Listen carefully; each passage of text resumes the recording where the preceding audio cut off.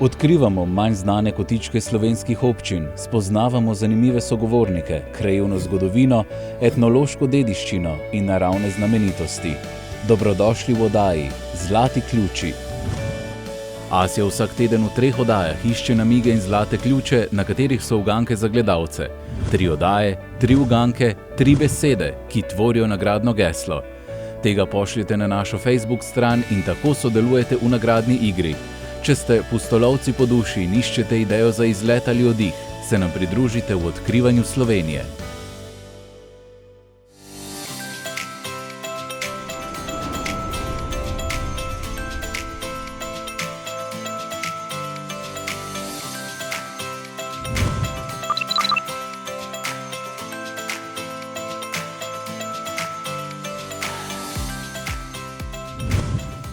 Pozdravljeni!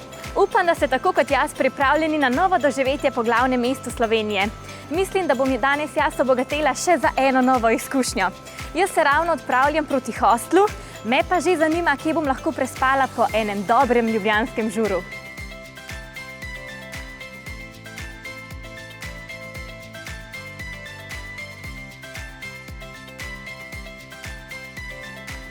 Dober dan! Dober dan! Jaz bi se pa rada malo razvajala v masažni kadi s pogledom na Alpe. Pogled na Alpe danes žal ni mogoč zaradi megle, ki jo imamo v Ljubljani. Lahko pa vam razkažem naš hostel, če želite. Ja, super! Super.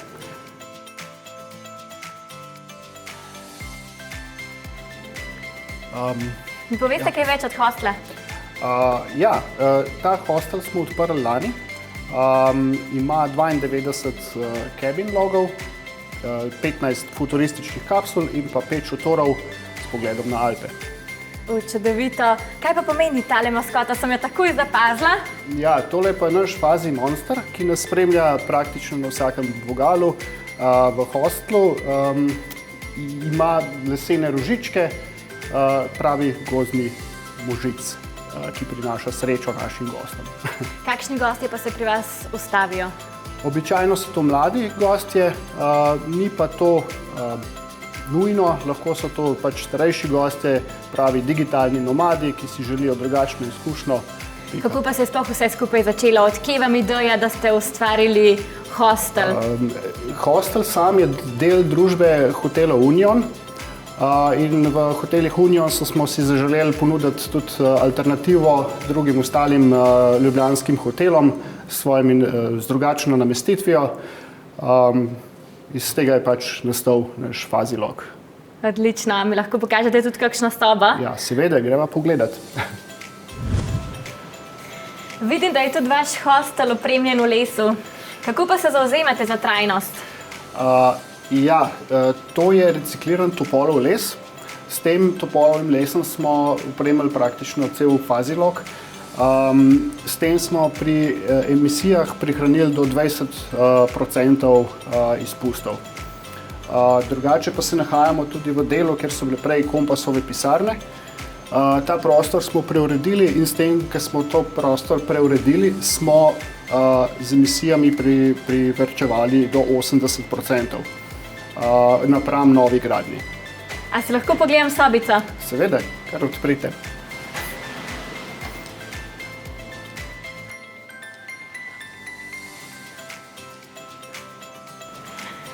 Moja zlata skrinjica. Čelada in ščitniki. Nekaj športnega? To je pa verjetno nekaj povezano s športom. Predlagam, da si greš pogledat pump track stezo v Novih Fužinah. Pol pa kar šibam. Najlepša hvala za vse informacije. Z veseljem pridem na kakšno nočitev k vam. Ja, hvala, kar ljubno vabljeni. Nasvidenje. Nasvidenje.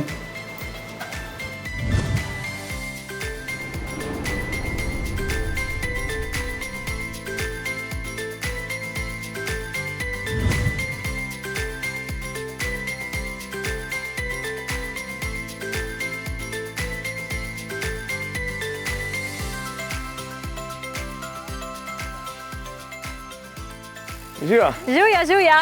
Jaz sem pa dobila namig čelada in ščitniki. Čelada ščitniki dobiš. Kaj pa je sploh pump track proga?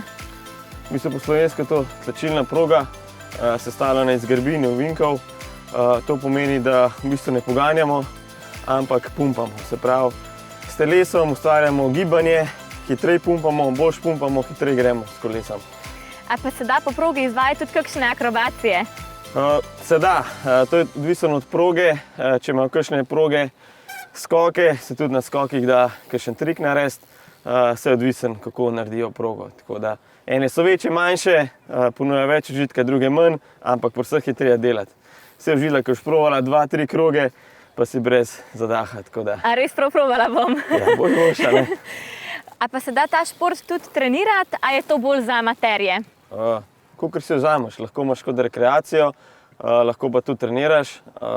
So tudi tekme, Pumpaj Slovenija je serija, kjer v različnih mestih po Sloveniji potekajo tekmovanja.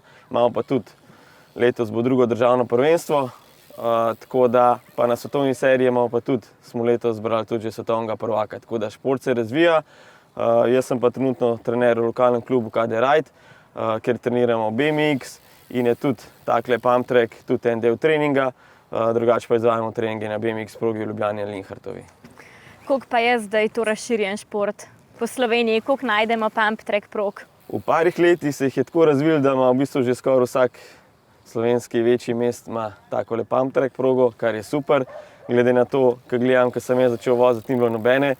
Zdaj pa to podan otrokom, zato da lahko preživijo kakovosten čas zunaj.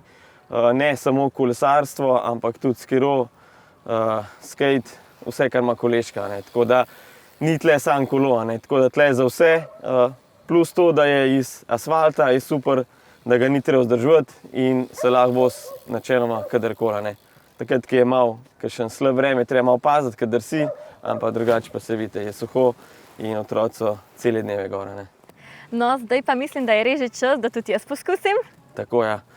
Najprej ti bom pokazal osnovo gibanja pumpanja, kjer s telesom popumpamo. To je pa čist drug način, kot navadno kolesarjenje. Se pravi, nič ne boš poganjala, pedala boš imela vodoravno in vse delamo s telesom. Tako da to boš provala, potem pa gremo veselo na progo. Akcija na progo. Tako je. Dobiš še zaščitno opremo, tako da vedno je treba imeti vsaj čelado, pa še kakšen ščitnik, rokavice. Asfalt je grob, tako da za vsak slučaj. Vem, da ne boš padla, ampak treba imeti, pa tudi vzor otrokom. Velikih prije brez in jih opozarjamo na te stvari in počasi se zadeva tudi izboljšuje, glede varnosti. No, zdaj pa pojva en krog. Ja, da boš videla, koliko je tale šport super in da boš lahko naprej povedala ostalim. Ok, preden se spustiš po pump tracku, se moraš naučiti pravilno pumpati. Se pravi, na kolesu stojimo, pedala so vodoravna, nikoli se ne sede. Tako da stojiš lepo vodoravno, gledaš naprej, ne gledaš nikoli gume, zaradi tega, ker tja, ko gledaš, tja greš.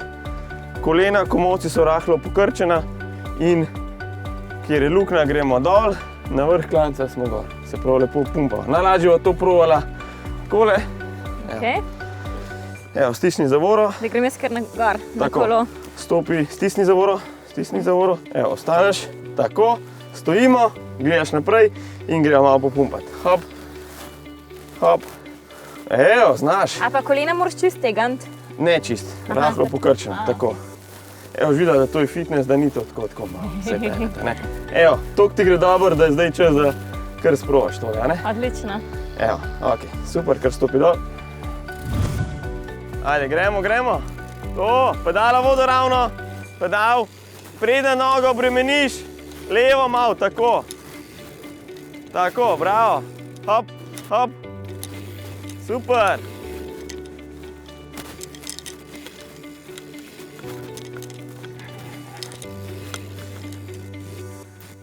Evo, zaviraš. Bravo, super, čestitke, evo, prvi krogi, super ti gre. Evo, toliko super ti je šlo, da ti dam namig, katera je največja Plečnikova stavba. To pa že vem, ker sem izvedla v Plečnikovi hiši. Tako da najlepša hvala. Jaz sem pričakovala, da bo to veliko lažje, kot je bilo. Ja, ni tako vse, kar zgleda, ampak super ti je šlo. Pozabil sem ti pa sam povedati, da mi izvajamo skupaj z občino Ljubljana program Gremo na kolopark, kjer učence 4. razredov osnovnih šol peljemo in naučimo pravilne tehnike in uporabe koloparkov. Tako da super zadeva, vesel sem, da lahko to delamo, da otroci dobijo novo izkušnjo in spoznajo nov šport. Točno to. Lepo se imejte in delajte dobro še naprej. Ja, hvala. Nasvidenje.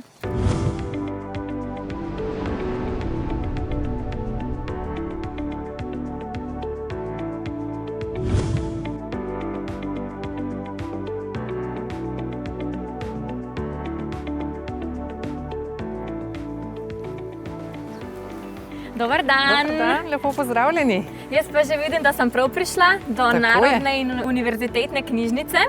Ja, jaz sem vas že pričakovala, ker se govori po Ljubljani, da raziskujete tole naše glavno mesto in me veseli, da sva se srečali tu na v Plečnikovem parku pred našo lepo knjižnico. Ja, sem tudi jaz občudovala to čudovito naravo. Res je prekrasno. Ja, zdaj sploh, ker so take lepe jesenske barve. Tudi to je Plečnik predvidel, ko je urejal tole ulico, ki se danes imenuje Vegova ulica po znanem slovenskem matematiku. Umestil jo je pa v bistvu je želel narediti tak prehod iz Kongresnega trga pa vse do Trnovske cerkve. In je umestil tale park pravzaprav na srednjeveško obzidje, ki je nekoč tule pod nama stalo. Kakšna pa je zgodovina vaše knjižnice? Ja, naša knjižnica ima precej daljšo zgodovino, kot jo ima sama stavba. Pa če morda poveva najprej nekaj o stavbi. Stavba je bila, načrti zanjo so bili zgrajeni v 30 letih prejšnjega stoletja, zgrajena je bila pa tik preden se je začela druga svetovna vojna leta 1941. Načrte zanjo je naredil zelo znan arhitekt, mojster Jože Plečnik. O njem sem že veliko izvedela danes. Verjamem. Kakšna je pa arhitektura v tej stavbi? Ja, arhitektura je taka res plečnikovska, bi lahko rekli. Prepoznamo ga po njegovih stebrih, po detajlih. Plečnik je bil tudi arhitekt simbolov in zelo me veseli, da vam bom lahko nekaj teh simbolov v Plečnikovi arhitekturi tudi pokazala. Morda se že kar tule ozreva na fasado, kjer so prav posebna okna tamle v zgornjem nadstropju. Čisto zgoraj so v obliki pol odprtih knjig, tako da nam stavba že na zunaj pove, kaj se pravzaprav skriva zadaj za temi zidovi in zadaj za temi okni. Zdaj me pa že res zanima, kaj je zadaj. Ja, tako se bomo kar počasi podali v notranjost, pa pogledali še nekaj takih res znamenitosti Plečnikovih. Se že veselim. Pa se odpraviva. Zdaj prihajava do vhoda, ki ga je Plečnik postavil v stransko ulico, ne na glavno, in sva pred tem znamenitim vhodom, bakrenimi vrati, ki so tudi zelo težka, kajti pot do znanja, ki se skriva v tej hiši, ni ravno enostavna. Zato nam je Plečnik to prav s temi vrati želel sporočiti. Da pa ne bi bilo sporočilo tako žalostno oziroma težko, pa je dal na kljuko tega konja. To je Pegas, krilati konj, ki nam sporoča, da smo lahko taki kot on, če vsaj del tega znanja vsrkamo, ki ga knjižnica hrani. Tako da predlagam, da zdaj ta vrata, težka vrata do znanja, skupaj odpreva.